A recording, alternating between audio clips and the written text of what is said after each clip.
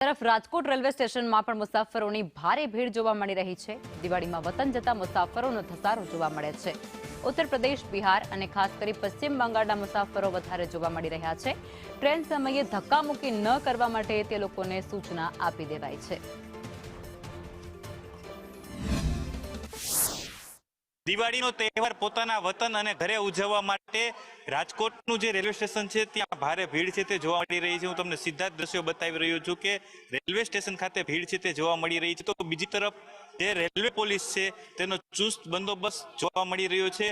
જે પેસેન્જરોને સમજાવી રહ્યા છે કે કયો ડબ્બો ક્યાં આવશે અને ટ્રેન સમયે ધક્કામુક્કી ના કરવી, એ પ્રકારની સમજાવટ છે તે અત્યારે કરવામાં આવી રહી છે।